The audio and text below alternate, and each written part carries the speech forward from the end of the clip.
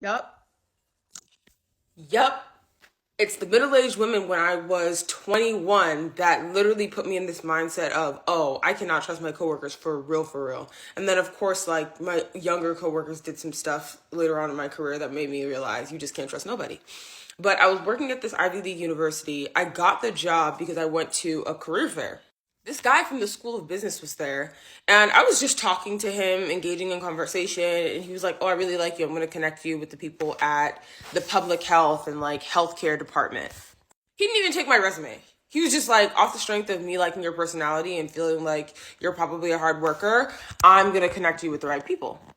So I got the job, didn't even interview, seriously. They just called me and they're like, "Can you start on Monday?" And Monday was like the day I graduated school, so I was like, this is so lit. But anyway, I get to the job and there's this lady that I was working with. She was probably 45. Keep in mind, again, I am 22. The day she met me, she hated me. And some other coworkers told me, oh, she tried to get her daughter this job. So she's probably kind of pissed that you got it. And I'm like, well, how is that my problem? I didn't know her daughter wanted the job as well. But anyway, in the other video, I talked about how I was studying for the MCAT and how I had coworkers that were always snitching on me. She was the one. She would literally like ruin my reputation with my boss. And I had a great relationship with my boss until this lady would literally go to her for every little thing. If I made a mistake, she made sure my boss knew. If I didn't come to work at 9 o'clock, she made sure my boss did. Oh my gosh. She made sure my boss didn't know. So there was a time I didn't show up to work. Like I would show up at like 9:05. An email went out to all of us saying if you are not in your like desk by 9 a.m., there will be repercussions.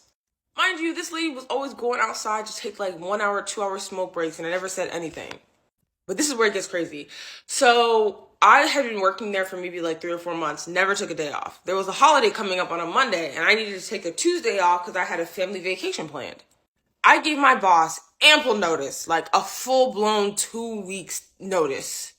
She didn't respond to the email, so I was like, okay, cool, I'm good. So I get ready to go on my vacation, and I'm talking to my boss maybe like 2 days before or something like that. And she's like, oh, you can't go.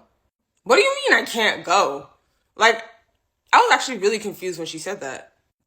She told me, if you don't come to work on Tuesday, you're not going to have a job to come back to on Wednesday. Honestly, don't let your bosses have these power trips over you. Because I was looking at her like she was crazy. I went straight to HR. Because, like, what? And the only reason why she didn't want me to go on my vacation is because my coworker made it seem like I was never doing my job. So I went to HR, told them, they're like, she can't do that. She's threatening you. And I went to work on Wednesday, as I should have. So coworkers, don't trust them.